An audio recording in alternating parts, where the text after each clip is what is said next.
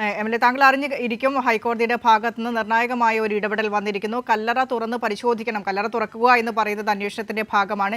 ഇക്കാര്യത്തിൽ നിലവിലൊരു ദുരൂഹതയുണ്ട്. ആ ദുരൂഹത നീങ്ങണമെങ്കിൽ കല്ലറ തുറന്ന് പരിശോധിക്കണം എന്ന് തന്നെയാണ് കോടതി നിലപാട് വ്യക്തമാക്കുന്നത്. ഒപ്പം കുടുംബത്തിനോട് ഇദ്ദേഹത്തിന്റെ മരണ സർട്ടിഫിക്കറ്റ്, നെയ്യാറ്റിൻകര ഗോപന്റെ മരണ സർട്ടിഫിക്കറ്റ് എവിടെ എന്ന് ചോദിക്കുന്നുമുണ്ട് ഹൈക്കോടതി. കല്ലറ പൊളിച്ച് മുന്നോട്ട് പോകാൻ തന്നെയാണ്, അതായത് അന്വേഷണത്തിലെ ദുരൂഹത, ഇപ്പോൾ നിലനിൽക്കുന്ന ദുരൂഹത അന്വേഷണത്തിലൂടെ നീക്കാൻ തന്നെയാണ് ഹൈക്കോടതിയുടെ നിലപാട്.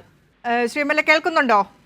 കേൾക്കുന്നുണ്ട്. ഹൈക്കോടതിയുടെ ഭാഗത്തു നിന്ന് നിർണായകമായ ഒരു ഇടപെടൽ വരികയാണ് നെയ്യാറ്റിൻകര ഗോപന്റെ മരണവുമായി ബന്ധപ്പെട്ട്. ആ കല്ലറ തുറക്കണമെന്നാണ് ഹൈക്കോടതി പറയുന്നത്. ഒരാളെ കാണാനില്ല എന്നുണ്ടെങ്കിൽ ആ കാര്യത്തിൽ ഒരു ദുരൂഹതയുണ്ട്. ആ ദുരൂഹത നീക്കാൻ നിലവിൽ കല്ലറയിൽ അടക്കിയിട്ടുണ്ട് ഗോപനെ. ആ ഗോപന്റെ ശരീരം പുറത്തേക്ക് എടുത്ത് പരിശോധിച്ചാൽ മാത്രമേ ഏത് തരത്തിലാണ് മരണം സംഭവിച്ചത്, കൊലപാതകമാണോ അല്ലെങ്കിൽ സ്വാഭാവിക മരണമാണോ എന്ന് കോടതിക്ക് അറിയേണ്ടതുണ്ട്. അതിൽ ദുരൂഹത നിലനിൽക്കുന്നുണ്ട്. ആ ദുരൂഹത നീങ്ങാൻ കല്ലറ പൊളിച്ച് പരിശോധിക്കണമെന്നാണ് ഹൈക്കോടതി പറയുന്നത്. മറ്റൊരു കാര്യം, മരണ സർട്ടിഫിക്കറ്റ് എവിടെയെന്ന് കുടുംബത്തിനോട് ചോദിക്കുന്നുണ്ട്. മരണ സർട്ടിഫിക്കറ്റ്, ഒരാളുടെ മരണ സർട്ടിഫിക്കറ്റ് സ്വാഭാവികമായും ഹാജരാക്കുകയാണെങ്കിൽ അതിൽ ഡെത്ത് ഓഫ് കോസ് ഉണ്ടാകും, മരണകാരണമുണ്ടാകും. അതിൽ നിന്ന് ആ ദുരൂഹത മാറിക്കിട്ടും.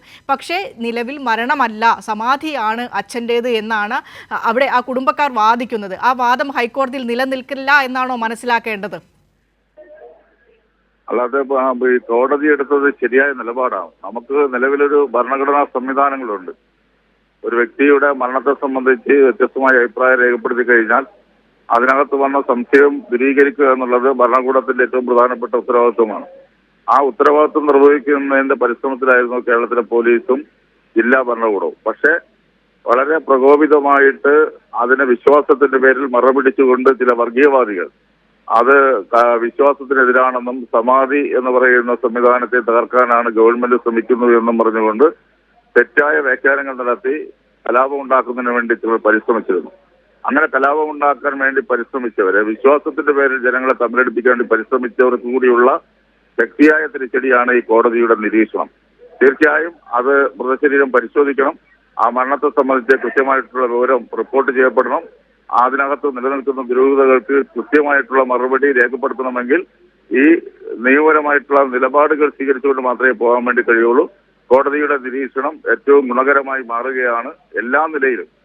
ജനാധിപത്യത്തിനും അതുപോലെ തന്നെ ഇത്തരം അസ്വാഭാവികമായിട്ടുള്ള പ്രവൃത്തികൾ ചെയ്യുവാൻ മുതിർന്നവർക്കെതിരായിട്ടുള്ള ശക്തമായ നിലപാടായിട്ടാണ് കാണുന്നത്.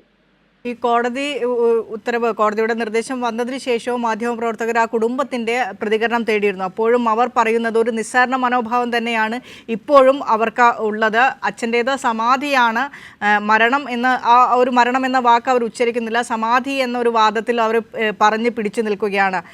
അങ്ങനെ അതൊന്നും നമുക്ക് അംഗീകരിക്കാൻ കഴിയില്ല. ഒരാൾ അപകടത്തിൽപ്പെട്ട് കിടന്ന അയാളുടെ ചികിത്സിച്ച് ജീവൻ രക്ഷപ്പെടുത്തണമെങ്കിൽ ഇതേ അഭിപ്രായം പറയുമ്പോൾ നമുക്ക് ഇടപെടാം. ഒരാൾ മരണപ്പെട്ട് കഴിഞ്ഞു കഴിഞ്ഞാൽ ആ മരണപ്പെട്ടതിന്റെ കാരണം എന്താണെന്ന് അറിയാനുള്ള അവകാശം പൗരസമൂഹത്തിനുണ്ട്. അതിന്റെ പേരിൽ അവരുടെ ഈ ന്യായങ്ങളൊന്നും നിൽക്കേണ്ട കാര്യമില്ല. നല്ല രൂപത്തിലേക്കുള്ള എൻഫോഴ്സ്മെന്റ് ചെലുത്തിക്കൊണ്ട് പോലീസ് നടപടികൾ സ്വീകരിക്കുക, ജില്ലാ ഭരണകൂടം ആ രൂപത്തിലേക്കുള്ള സമീപനം സ്വീകരിക്കുക എന്നുള്ളതാണ് പൊതു സമൂഹത്തിന്റെ അഭിപ്രായം. ശരി, വളരെ നന്ദി MLA. നെയ്യാറ്റിൻകര MLA അൻസലാനാണ് നമ്മളോട് പ്രതികരിച്ചത്.